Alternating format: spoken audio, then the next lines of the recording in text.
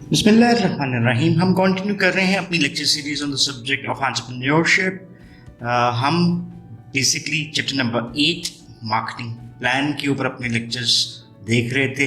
Last जो lecture था उसमें हमने कुछ 4 P's ऑफ द मार्केटिंग उसके हवाले से बात की थी और characteristics which should be added in a marketing plan उसको हमने कुछ डिटेल में डिस्कस किया।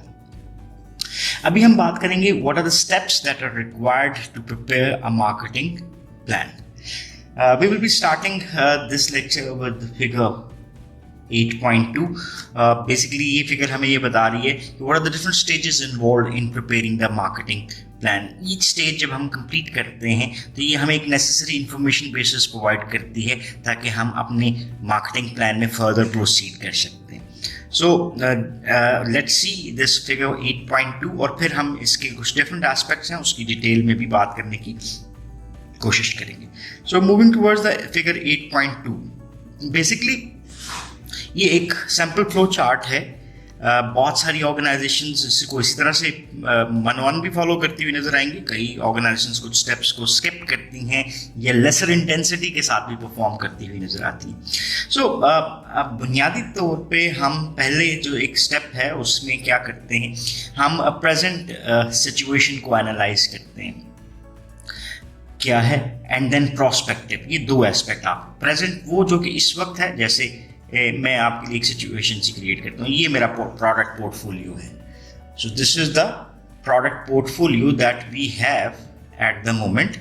और हमारा प्रोस्पेक्टिव पोर्टफोलियो में चले जी, ये मैं बात करता हूँ कि ये मेरे पास जो लाइंस हैं, ये 3 मेरे प्रोस्पेक्टिव प्रोडक्ट्स हैं जो कि मैं मार्केट करना चाहता हूँ। Then on the third aspect we might be considering the situation of the market.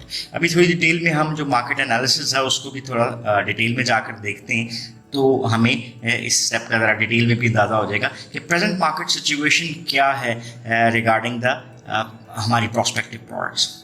दूसरे स्टेप के ऊपर जब हम जाते हैं तो we are taking into account the company's goals and restraints.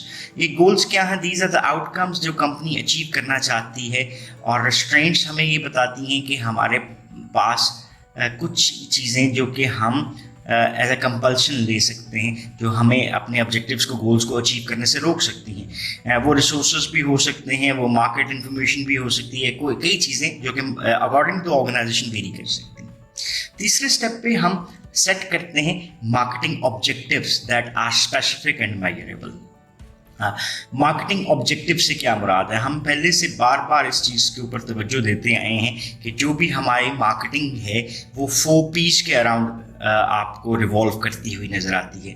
Plus अगर एडेड एलिमेंट्स देखते हैं तो हमारी सेगमेंट्स क्या होंगे, हमारी टारगेट मार्केट क्या होगी, और देन हम उसमें अपनी प्रोडक्ट को किस तरह से लेकर चलेंगे, दैट इज पोजिशनिंग। ठीक है, सो हम इस कॉन्टेक्स्ट में अपने क्या बनाते हैं, मार्केटिंग ऑब्जेक्टिव्स। और दूसरी चीज के मार्केटिंग ऑब्जेक्टिव्स जो हमने बनाने हैं, they must be smart, specific, measurable, achievable, realistic and time bound. Specific and measurable इसलिए करते हैं कि कल को हमने जो अपनी प्रोग्रेस मेजर करनी है तो उसमें हम अगेंस्ट द स्टैंडर्ड्स मैच करके अपनी परफॉर्मेंस को मेजर करने की कोशिश करते हैं। देन जो फोर्थ स्टेप हमारा नजर आता है वो है कि हम जो मार्केटिंग ऑब्जेक्टिव्स बनाए थे उन्हीं से रेलेवेंट क्या क्रिएट करें, मार्केटिंग स्ट्रैटेजीज क्रिएट करने की कोशिश करें। और स्ट्रैटेजी क्या है इसको भी यहाँ पे हल्का सा देखते जाते हैं। Strategy basically is a way to achieve goals. ठीक है, एक तरीका कार जिसके थ्रू हम क्या कर सकते हैं, अपने गोल्स को अचीव कर सकते हैं। एंड देन वो जो स्ट्रैटेजी है इसको भी फिर हम लोअर लेवल के ऊपर एक्शन प्लान की सूरत में लेकर आते हैं। सो ये हमारा क्या हो गया, day to day, weekly and monthly activities जो कि हमें मोर क्लोजर लेकर जाएंगे towards the achievement of our goals. So इसमें फिर साथ साथ हम क्या करते हैं, रिस्पॉन्सिबिलिटी असाइनमेंट्स देते हैं कि कौन इंडिविजुअल जो है वो क्या एक्टिविटीज़ करेगा और उसकी क्या रिस्पॉन्सिबिलिटीज़ हैं, और देन इसको हम स्केड्यूल करते हैं। मीन्स कि किस एक्टिविटी के लिए कितना टाइम पीरियड रिक्वायर्ड है so that it must be completed with in one time. ये भी हमें समझने की जरूरत है कि हमें सीक्वेंसिंग करनी पड़ती है कि एट टाइम्स कोई एक काम खत्म होगा तो फिर दूसरा काम शुरू होता हुआ आपको नजर आएगा। So dates in scheduling is very much important. So ये 4 स्टेप्स में हमने ऑब्जेक्टिव्स भी बना दिए और स्ट्रैटेजी भी बना ली। अब हमें देखना है कि क्या हम ठीक जा रहे हैं या नहीं। तो री इवेलुएट करते हैं इस प्रोग्राम को, जो कि हमने पूरा इसको अगर मैं कहूँ तो एक तरह से हमने ये मार्केटिंग प्लान बना लिया था और अब हम इसको क्या कर रहे हैं, री इवेलुएट कर रहे हैं कि हमारा ये मार्केटिंग प्लान हमारे उन ऑब्जेक्टिव्स के लिए क्या यूज़फुल हो सकता है या नहीं हो सकता। ये जो री इवेलुएशन है वो 2 चीज़ों के हवाले से है। पहली कि वो ऑब्जेक्टिव्स जो कि हम अचीव कर सकते हैं और वो ऑब्जेक्टिव एट टाइम जो कि हमारे से ज़्यादा डिस्टेंट हैं, जिनको अटेन करना इतना इजी नहीं है। सो ये जो हमारी एक लिस्ट सी बनती है वो तो हमने एक साइड पे कर दी। अब जो ऑब्जेक्टिव्स अटेनेबल हैं उसी को हमने आगे प्रोग्रेस करना है। उसके लिए हम क्या करते हैं, ड्राफ्ट करते हैं मार्केटिंग प्लान जो कि स्टेप बाय स्टेप हमारे लिए प्रोग्रेस लेकर आएगा। सो यहीं पे हमने उसके लिए मेजरिंग अप्रोच भी रख दी कि हम किस तरह से अपनी परफॉर्मेंस को मेजर करने की कोशिश करेंगे। सो हमें मॉनिटर भी करना होता है अपनी प्रोग्रेस को। सो एक तरह से अब हम इम्प्लीमेंटेशन की तरफ जा रहे हैं। देन हम क्या करते हैं, मैच करते हैं feasibility of program against available resources और रेस्टोरेंट्स।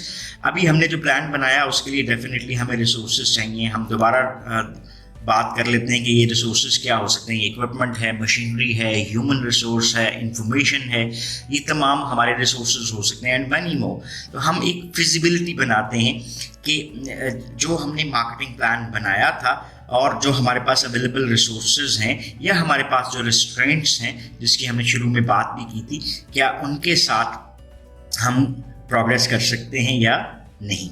अब यहाँ पर हमारे पास 2 आंसर आते हैं। पहली चीज़, is it feasible with all these resources? Second is if not feasible.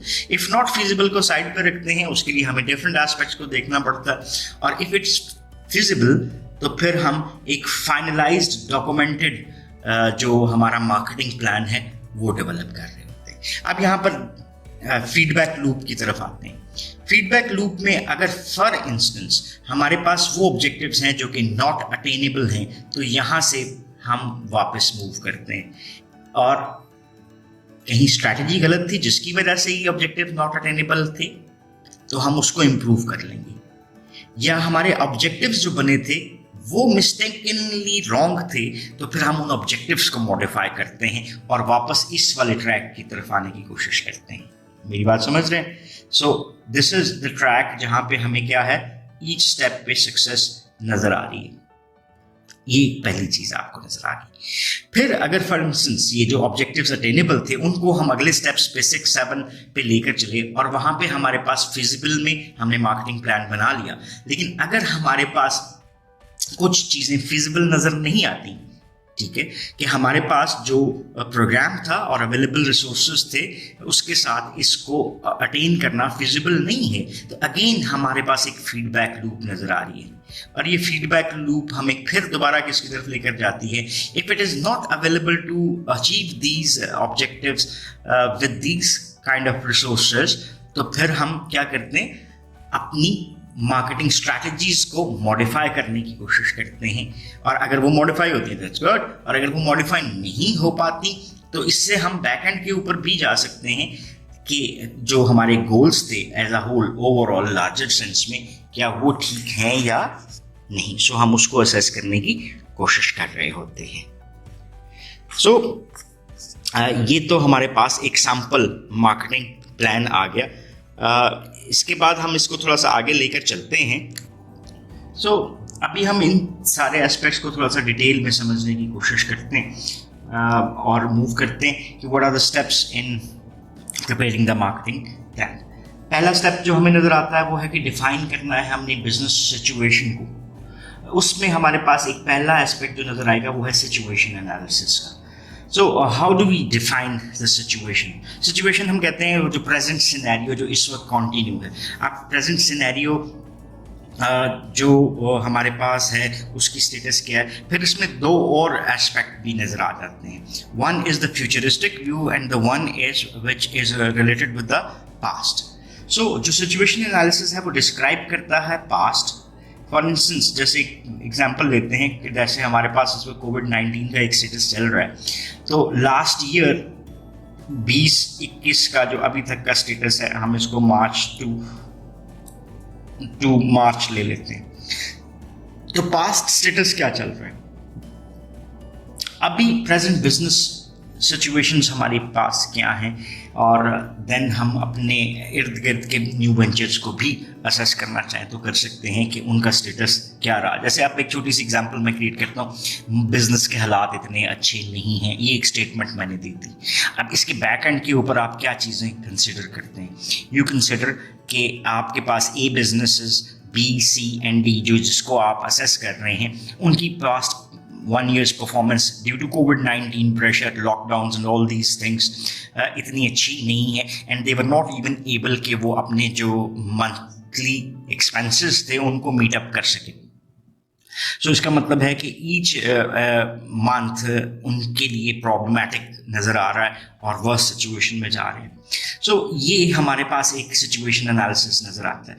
Then in case अगर हम नए वेंचर की बात करते हैं तो information should relate to how and why the product और सर्विसेज वाज डेवलप्ड। तो ये हमारे पास एक पास्ट का डाटा आ गया कि हमने क्यों इन चीज़ों को करने की कोशिश की थी जो कि हम एग्जिस्टिंग बिजनेस में देख रहे हैं। तो उनकी ऑब्जेक्टिविटी को भी असेस किया जाता है।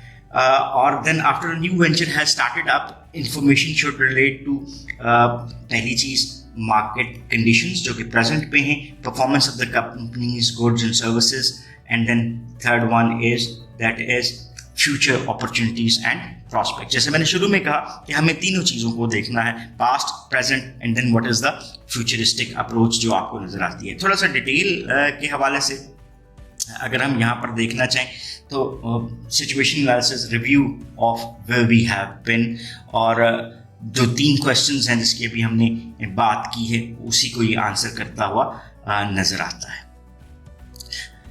सो ये तो हमारे पास हो गया कि defining the business situation. Once we have defined the business situation, we can move further towards what? That is defining the target market। और इस टारगेट मार्केट के हवाले से हम 2 चीज़ों को बेसिकली देखते हैं कि अपॉर्चुनिटीज़ क्या हैं और थ्रेट्स क्या हैं। अपॉर्चुनिटीज़ वो हैं जो कि हमें मार्केट में नज़र आती हैं एज अ पॉजिटिव एस्पेक्ट, कि फॉर इंस्टेंस मैं कहता हूँ कि जी इसका ग्रोथ रेट ज़्यादा है। सो इसका मतलब है देयर इज़ एन अपॉर्चुनिटी कि if I fit in the market with my products, तो मैं इस ग्रोथ रेट के साथ अपनी हायर सेल्स अचीव कर सकता हूँ। एंड थ्रेट्स, जैसे मैं कहता हूँ जी न्यू एंट्री मार्केट में इजी है, कोई उस पर पाबंदी नहीं है, कोई भी आ सकता है। इफ़ अनदर ग्रुप एंटर्स तो वो भी शेयर ले सकता है, और कोई और बहुत अच्छा ग्रुप एंटर होता है जिसके रिसोर्सेज आपसे ज़्यादा हैं तो वो ज़्यादा एग्रेसिवली जा सकता है, तो वो आपके लिए थ्रेट्स हो सकते हैं। सो हमने अपनी टारगेट मार्केट को डिफाइन करना होता है in terms of opportunities and threats. अब यहाँ पर ये लफ्ज़ भी अंडरस्टैंड करना ज़रूरी है, what is the target market. एक जनरल एक हम इसकी डायग्राम से अंडरस्टैंडिंग करते हैं। ये हमारे पास टोटल मार्केट आ गई। अभी इस टोटल मार्केट को देख रहे हैं कि हम किस में चेंज कर रहे हैं, into different basic geographical regions कह लें। सो ये टोटल मार्केट को मैंने 9 हिस्सों में डिवाइड कर दिया। ये बेसिकली क्या कहलाता है, ये मार्केटिंग में कहलाता है मार्केट को हिस्सों में तकसीम करना into distinctive group of buyers. यानी हर एक हिस्से में बायर दूसरे हिस्से से फर्क है, ये होगी सेगमेंटेशन। अब इस सेगमेंट में से मैं इसको पिक कर लेता हूँ, तो ये मेरा क्या हो गया, टारगेटिंग, कि मैंने किस में काम करना है।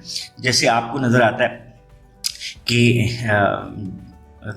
जे डॉट, उन्होंने सबसे पहले कौन सा सेगमेंट, शलवार कुर्ता मर्दों का, फिर they came into another basic target market, वो है फीमेल अटायर, फिर उसके बाद खुद से, फिर उसके बाद परफ्यूम्स। तो इसका मतलब क्या हो गया कि हम सेगमेंटाइज करते हैं और उसमें से जो हम काम करना चाहते हैं, जो हमारे अदर रिसोर्सेज और ऑल दीज थिंग्स के मुताबिक है, तो उसको हम टारगेट कर लेते हैं।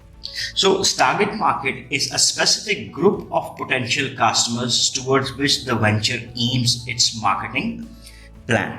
जैसे फॉर इंस्टेंस इस वक्त मैं लैपटॉप्स लेकर आया हूँ जी बाहर से, और मेरी टारगेट मार्केट स्पेसिफिकली है कि जी ऑनलाइन मार्केट जो काम करती है उसमें सबसे ज़्यादा इस वक्त स्टूडेंट आर इन नीड, और मैं उन प्रोडक्ट्स की प्राइसिंग और जिस बेस पे मैं वो परचेज करके मार्केटाइज कर रहा हूँ वो मैं स्टूडेंट को करता हूँ। तो ये क्या हुआ, ये मेरी स्टूडेंट्स क्या हैं इस वक्त मेरे लैपटॉप्स के लिए मेरी टारगेट मार्केट है।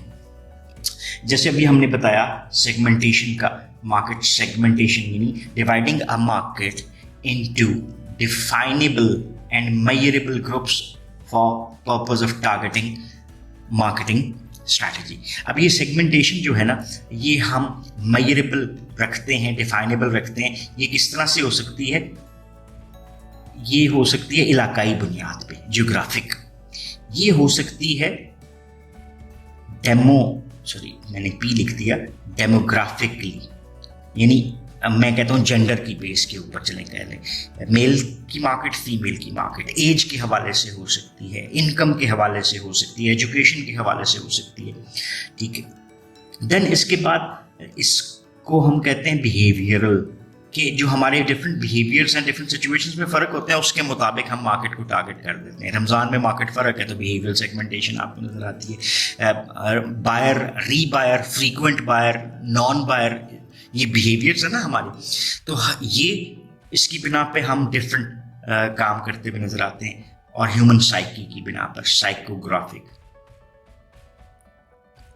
ह्यूमन साइकी की बिना के ऊपर हम मार्केट को सेगमेंट्स में तकसीम कर देते हैं, और यहीं से हम क्या बनाते हैं, अपनी टारगेटिंग बनाते हैं। वो टारगेटिंग हमारी क्या हो सकती है, वो मैस हो सकती है, यानी एक ही प्रोडक्ट सब के लिए वो टारगेटेड हो सकती है कि डिफरेंट के लिए डिफरेंट।